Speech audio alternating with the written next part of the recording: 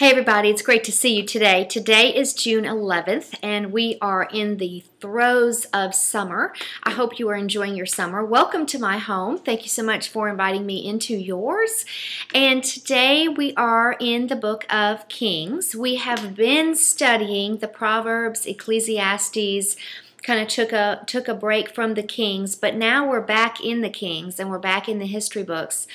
I know many of you told me that you just loved Proverbs, and I did too. There was so much wise concepts in there that were practical. And I know one of you had put on the blog, this is just such practical advice. If people would follow this, how much better our lives would be. And that is so true.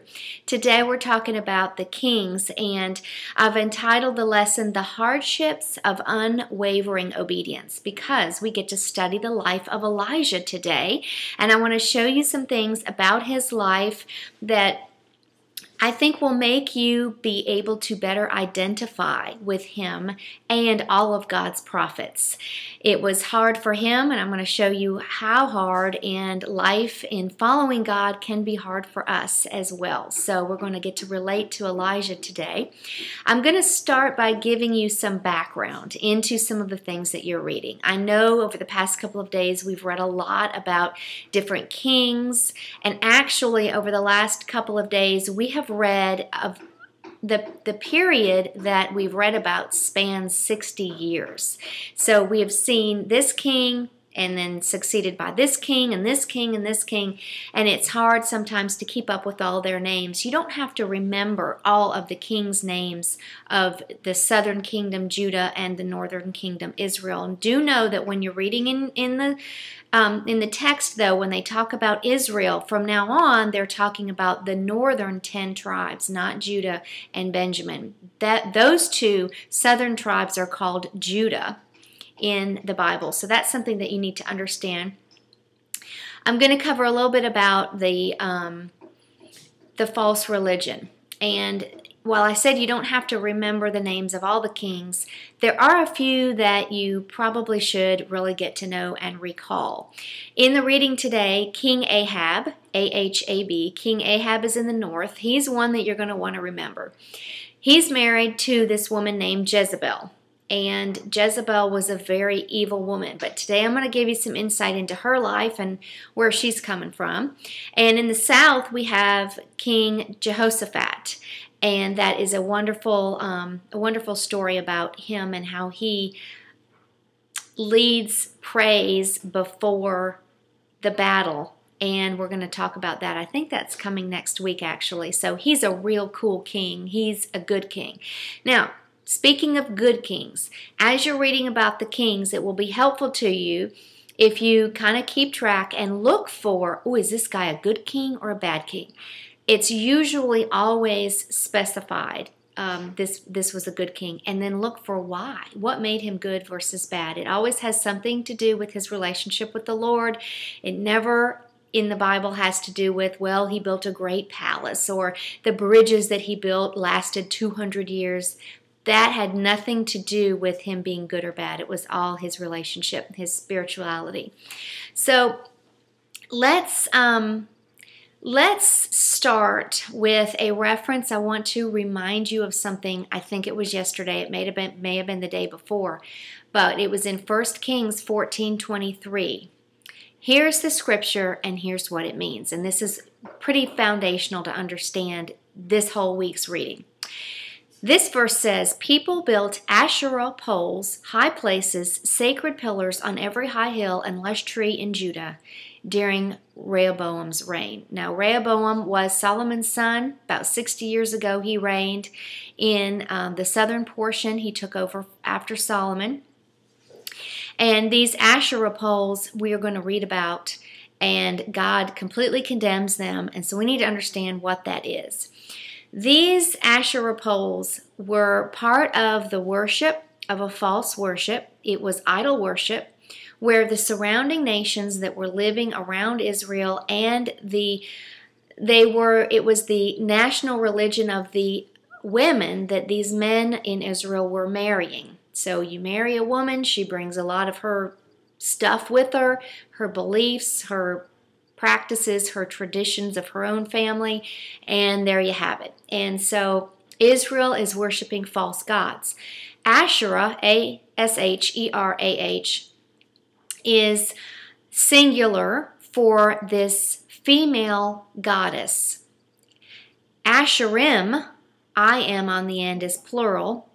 And Asheroth, O-T-H, is also plural. You may see it written. So it means the same thing. She is a Canaanite goddess. She is the fertility goddess of the sea. She's worshipped in Damascus, the northern area. It's also referred to as Aram, A-R-A-M. When we talked about the Phoenicians, the people of the sea in the north, where King Solomon, remember the king of Tyre, King Solomon got all the wood and the cedar and everything to do all these buildings. That was their formal religion. According to Babylonian mythology, she was the mother goddess. She was the wife of El, the head god, and she was the mother of 70 gods. So even today, we have a religion today that worships a mother god, Mary, and this religion is very similar to that. They are worshiping a mother goddess. Baal, B-A-A-L, a god that we've already read about, we will continue to read about, was her son, so she was the mother of Baal. So they worshipped Baal, that god, and so naturally they worshipped, or they thought they needed to worship the mother goddess. Okay, people would erect poles, these Asherah poles, in her honor. They would carve her image out of a tree, and remains have actually been found archaeologically. Rotted timber, of course the timber's been rotted away, but they could see where the post hole remained in cities like Shechem and other places in Israel. We see it prevalent not only in the north, but it was prevalent in Judah during Rehoboam's time.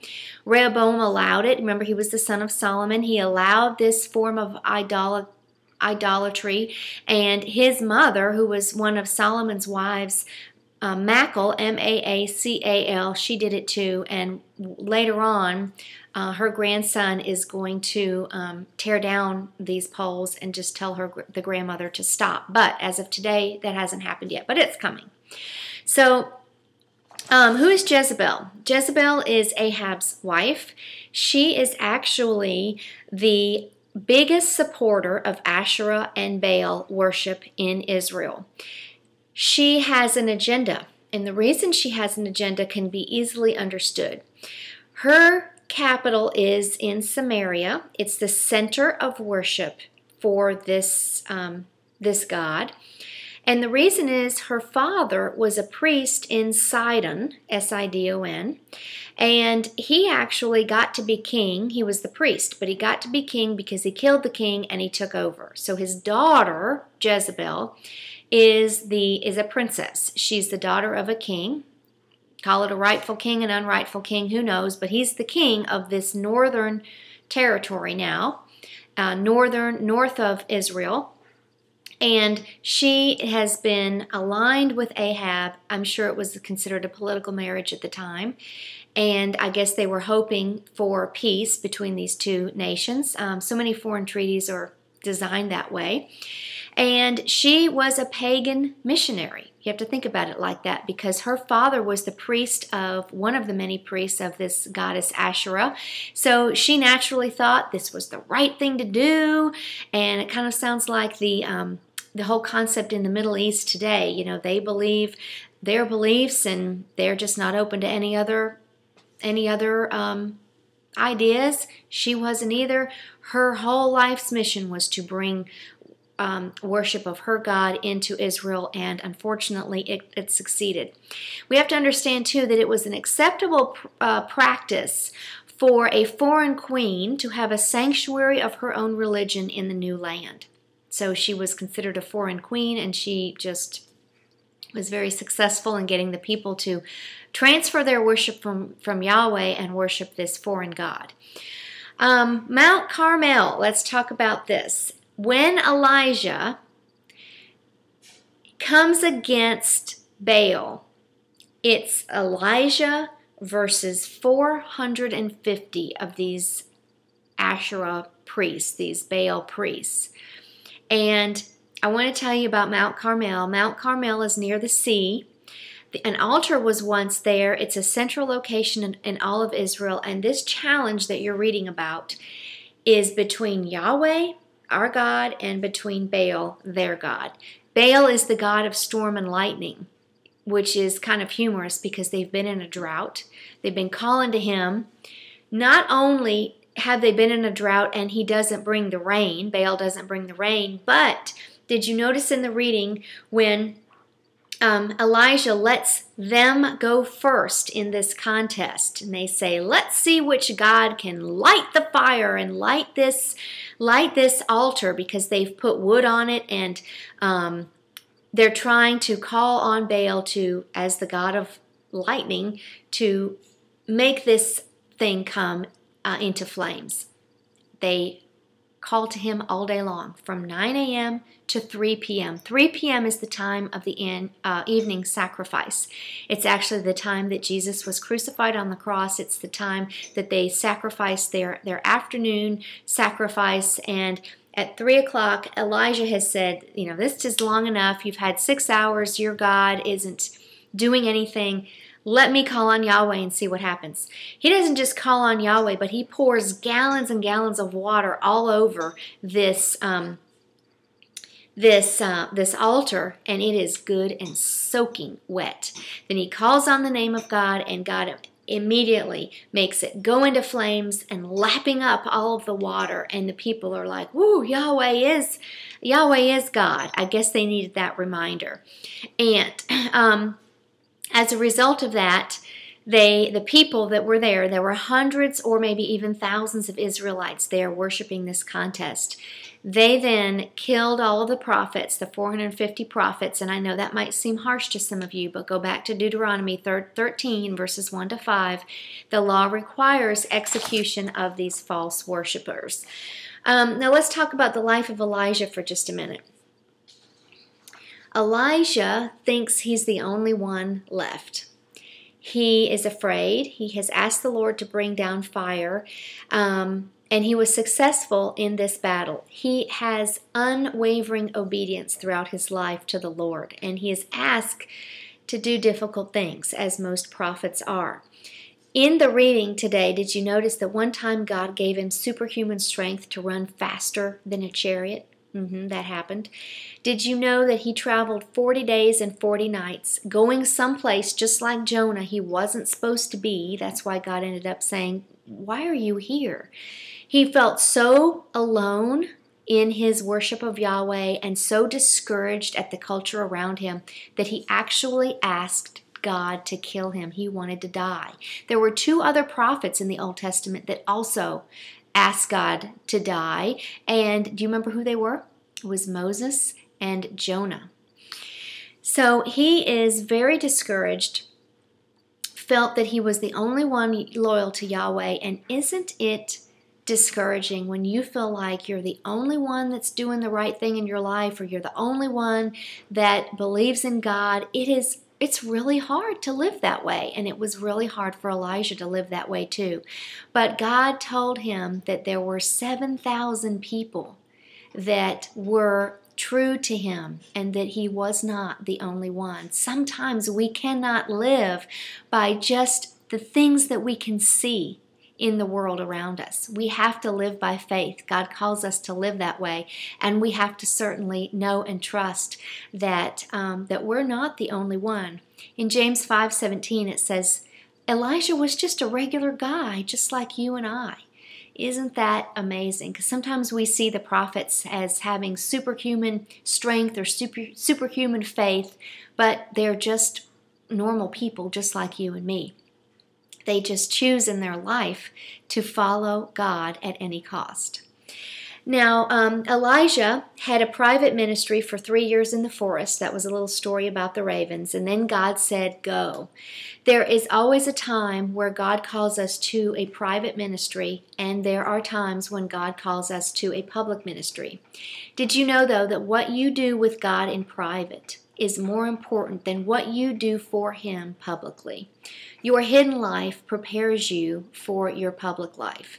So how is your private life with God? Are you in the Word? Are you seeking Him? Are you praising Him? Are you praying regularly with Him? Do you pray with Him regularly throughout the day? As Paul commanded us to do, pray without ceasing. You know, Elijah's life teaches us that we have to go through a dry brook, depleted oil, and a dead boy to have the victories of Mount Carmel. It's not always going to be victorious. It's not going to seem like that in our walk with the Lord, for there are going to be times where we are discouraged just like he was, fearful just like Elijah was. But we can take comfort in knowing that God is with us, He is directing our steps, and He will make sure everything turns out right in the end. Isaiah 40:31 reminds us that they who wait on the Lord shall renew their strength. So here are my questions for you today. What can you see in your life that maybe is a distraction from worship? There were certainly things in the life of the Israelites that were distractions to them. Is there anything that you can see, or perhaps that you need to pray over for God to reveal to you that is a distraction to you in your worship? Certainly there will be hardships of unwavering obedience, but certainly the blessings will far overcome any hardships that we have. For knowing the Lord our God is the most precious thing that we can possibly pursue, the most worthy thing that we can possibly pursue in our life. So let me end today giving you encouragement. See in the life of Elijah that he had troubles too, but he never wavered from being obedient, and he never questioned the Lord. He simply followed and did what he said. Oh, if we could have that kind of unwavering obedience in our life as well. Well, I hope this lesson has been a blessing to you. We're going to continue in the history books over the next couple of days. I can't wait to see you again. Blessings to you and your family. Shalom.